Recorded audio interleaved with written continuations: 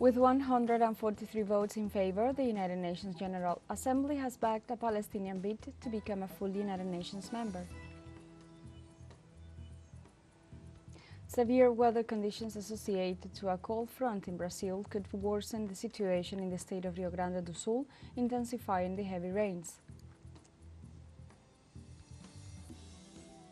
And in Peru, the brother of President Dina Bolourte was arrested as part of an investigation for criminal organization and influence peddling.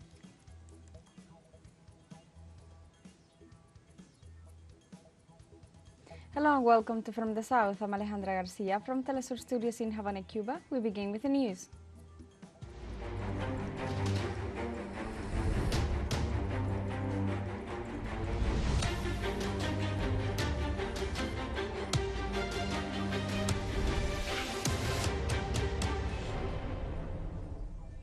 The United Nations General Assembly has backed a Palestinian bid to become a full United Nations member. The Assembly adopted a resolution on Friday with 143 votes in favor and 9 against, including the US and Israel, while 25 countries abstained. This does not give the Palestinians full United Nations membership, but recognizes them as qualified to join and recommends the United Nations Security Council reconsider the matter favorably. The vote represents a global survey of support for the Palestinian bid to become a full United Nations member, a move that would effectively recognize a Palestinian state after the United States vetoed it in the United Nations Security Council last month. While it does not grant a vote in the body, the draft resolution will give the Palestinians some additional rights and privileges from September 2024, like a seat among the United Nations members in the Assembly Hall. I have stood hundreds of times before at this podium, but never for a more significant vote than the one about to take place, a historic one. A yes vote is a vote for Palestinian existence. It is not against any state, but it is against the attempts to deprive us of our state. That is why the Israeli government is so opposed to it, because they oppose our independence and the two-state solution altogether. The Russian ambassador to the United Nations, Vasily Nevencia, stressed that the resolution is an opportunity to correct the historical injustice experienced by the Palestinian people. It would usually require a careful study of the case. However, it is a question of granting additional rights not to just anyone, but to Palestine, who, due to the United States' stance, has had to be satisfied with partial membership in the United Nations after the adoption of this draft. However, it would have the opportunity to participate more effectively in the work of the United Nations and the meetings that take place under its chairmanship.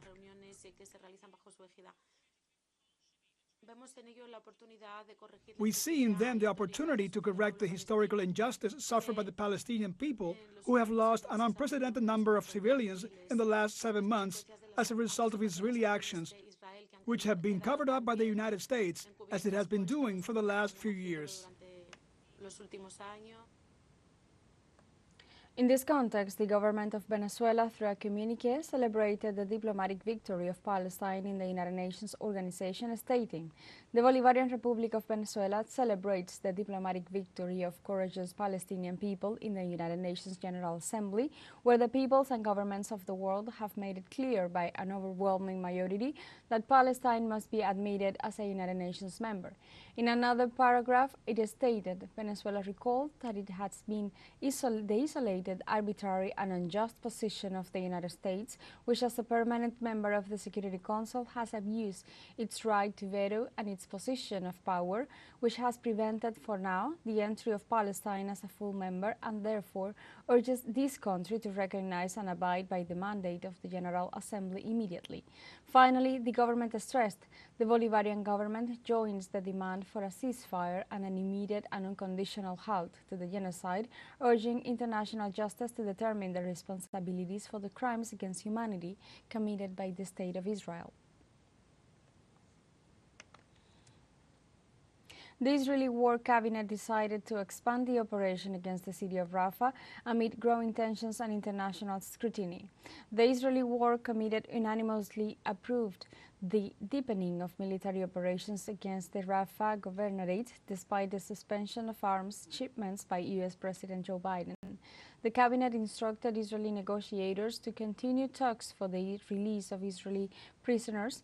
On the other hand, White House Press Secretary Karine Jean-Pierre indicated that Washington will not totally halt the supply of missiles to Israel.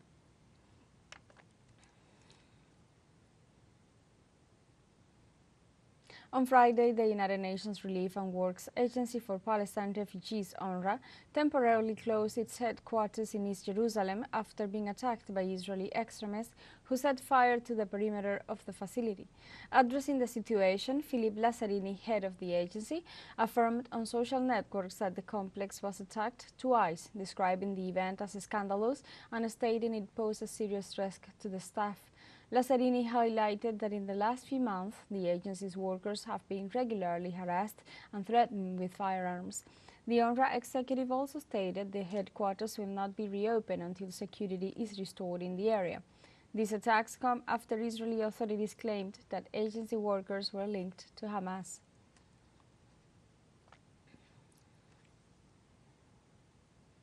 The U.S. Department of State reported that Biden administration is apparently concerned about an Israeli military raid in Rafah. What the president made clear is that we have concerns about a potential military operation in Rafah. I don't think that's any secret. We've been making those concerns known publicly, and we have made those concerns quite clear to the government of Israel. And as the president noted, there are certain types of military assistance that we will not make available to Israel for use in a campaign in Rafah. The Turkish government reiterates the suspension of its trade relations with Israel until a permanent ceasefire in the Gaza Strip is reached. The announcement was made by Turkey's Minister of Commerce, Ömer Bolat, who publicly rejected the Israeli Foreign Minister's statements that Turkish President Recep Tayyip Erdogan had ordered the lifting of the trade restrictions. Bolat reiterated that the suspension will remain in force until Israel stops its genocide against Palestine and allows humanitarian access to its population.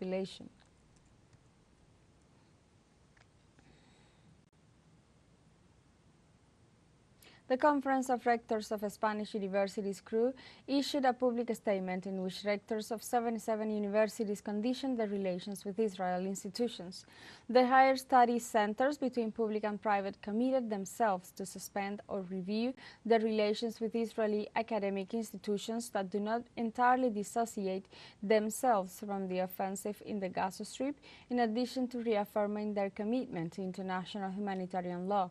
The CRU, which brings together 50 public and 27 private institutions, empathized with very serious events that have occurred in recent months inside the Palestinian enclave, explicitly supporting the student camps in regions such as Valencia, Madrid, and Barcelona.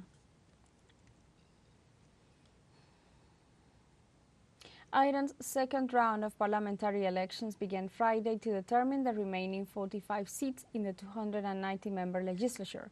In this context, voting has started in 22 electoral districts of 15 provinces, where a total of 90 candidates are competing.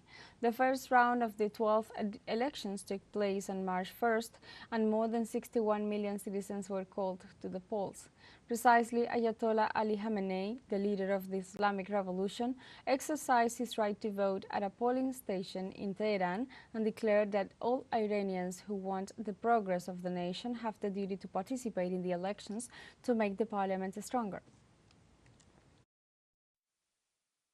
The significance of the runoff elections is no less important than that of the main elections. God willing, our dear people will vote for a full parliament. The higher the turnout, the more powerful the parliament will be. The stronger the parliament is, the more it can work for the country. Let's take a short break, but remember you can join us on TikTok at teleSUR English, where you will find news in different formats, news updates, and more. Other stories coming up, stay with us.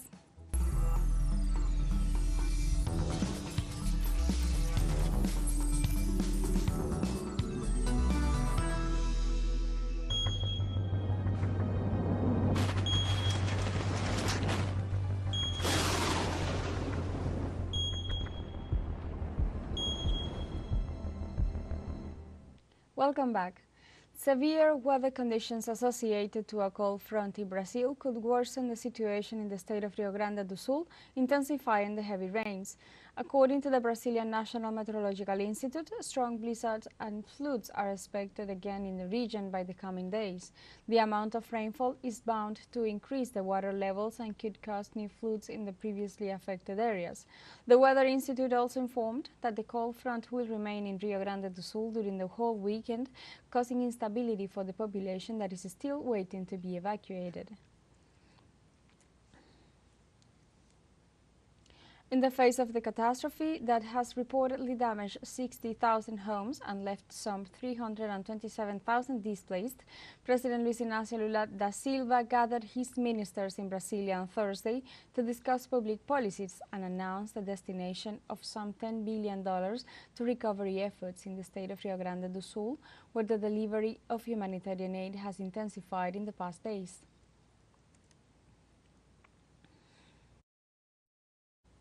In East Africa, floods and landslides caused by heavy rain severely affect Burundi, Kenya, Somalia, and Tanzania. In this context, the United Nations stated that more than 230,000 people have been displaced in the last week. The report also stated that floods have affected more than 630,000 people, and in the meantime, there are no official records of death. Africa is highly vulnerable to climate change, despite contributing only 4% of global greenhouse gas emissions. Precisely, this continent is facing alternating cycles of drought and heavy rains that also worsen the food crisis, as studies indicate that if current climate change trends continue, crop production in Africa will decline by 2.9% by 2030 and 18% by 2050.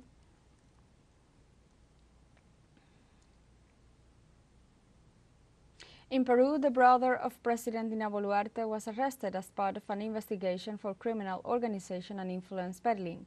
Nicanor Bolourte was preventively detained for a period of 10 days during an operative carried out by the special team of anti-power prosecutors authorized by the judiciary. According to investigations, the President Bolourte's brother is accused of being the leader of a criminal organization with influence in the appointment of prefects and sub-prefects.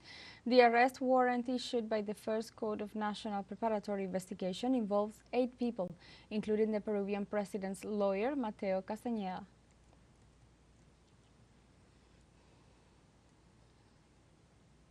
In Argentina, at least 60 people were injured on Friday after a collision between a passenger train and a locomotive in the Palermo Viaduct on Alcorta Avenue in Buenos Aires. The television channel C5N informed that the head of government of the city, Jorge Macri, ruled out the existence of fatalities, but specified that 30 citizens are in serious conditions. According to that media, around 60 ambulances and 2 helicopters of the Emergency Medical Attention System arrived at the scene, and a red alert was declared in hospitals in the area. Firefighters and the police are also involved in the care and evacuation of these people. The company, Trenes Argentinos, stated that an investigation has been launched to determine the causes of the accident.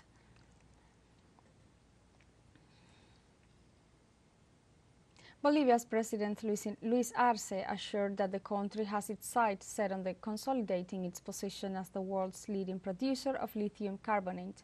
During a meeting with national journalists, the dignitary affirmed that a new pulse will be given to industrialization with the much faster technology of direct lithium extraction.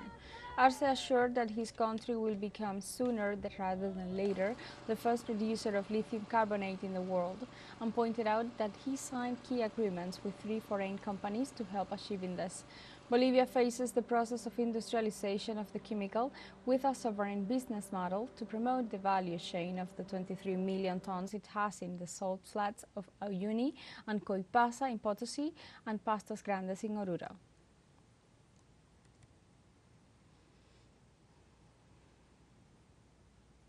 United Nations Secretary General Antonio Guterres on Friday in Kenya praised President William Ruto's leadership of the multinational security support mission in Haiti.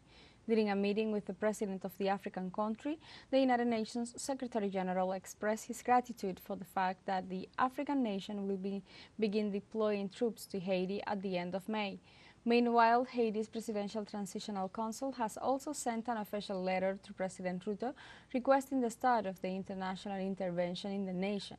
In this regard, Kenya is prepared to work with a group of African countries and the Caribbean community to quickly strengthen the security support infrastructure in line with Security Council Resolution 2699. The presence of foreign military forces in Haiti is an issue widely criticized by local and international social activists and human rights defenders who claim that the 2004 United Nations mission in Haiti left numerous human rights violations. On that occasion, the United Nations Security Council authorized the deployment of a multinational force of 6,700 military personnel, the so-called Blue Helmets, in addition to 1,622 civilian police to restore order. It is worth noting that the force was led by the Brazilian army with 2,366 soldiers and 253 police officers. Among the numerous accusations against the foreign presence in Haiti are sexual assaults against women and minors.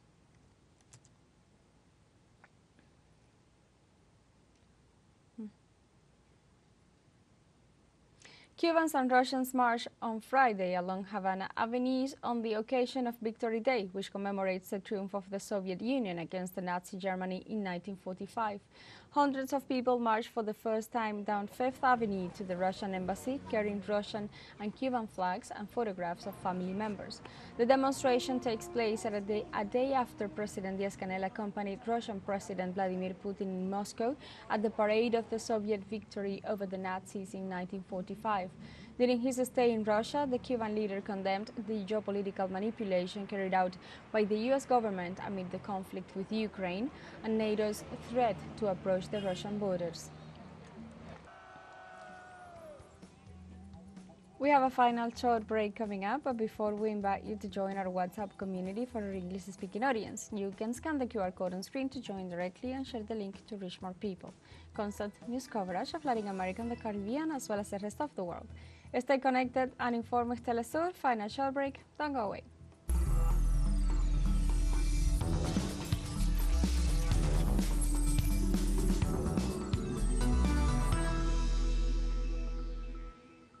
Welcome back to From the South. Russian President Vladimir Putin signed on Friday the decree appointing Mikhail Mishustin as the country's prime minister. According to the Kremlin press service, Putin previously submitted Mishustin's candidacy for the prime minister's position to the State Duma, and this legislative body approved it in plenary session on Friday and sent a resolution to the country's president. A total of 375 deputies voted in favor of Mishustin's confirmation as prime minister, while 57 abstained. The new chief of staff must, no later than 1 week after his appointment, submit proposals to the president on the structure of the federal executive bodies.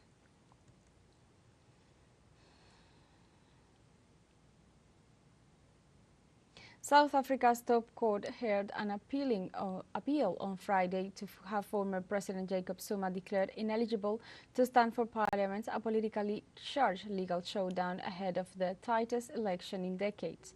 Zuma, 82, is fronting Umkhonto we Sizwe, a new opposition party that has become a potential disruptor in the May 29th general ballot. But electoral authorities have argued the graft-tainted politician should be buried from the race because of a 2021 contempt of court convention. The Constitutional Court in Johannesburg was called to decide on the matter after a lower court sided with Zuma in April, coming only weeks before what is expected to be the most competitive vote since the end of the apartheid and the advent of democracy in 1994. The case has made some observers nervous. Let's go to the world of sports, this time with news from the Olympic Games, because Chileans Maria Jose Maillard and Paula Gomez earned their berth to the Paris 2024 in the discipline of canoeing. In this regard, the canoeists secured their spot on the Chilean delegation to France as members of the C2 500 meters boat after advancing to the final of the World Cup in Hungary with a time of 2 hours, 4 minutes and 40 seconds.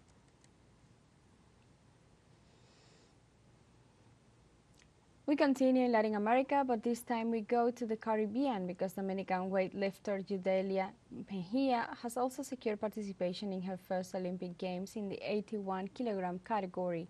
Mejia joins her compatriot Crismeri Santana, who also achieved the Olympic dream after the International Weightlifting Federation officially announced the final ranking of the athletes who will compete in each category in the event.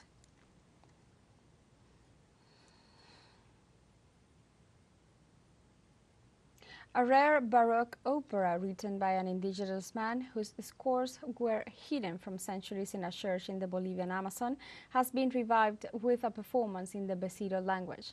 What makes this piece unique is that it is written in the Besiro language. Besiro is one of the languages of the Chiquitanos indigenous peoples who were grouped together by the Jews in the Amazon region in the 18th century.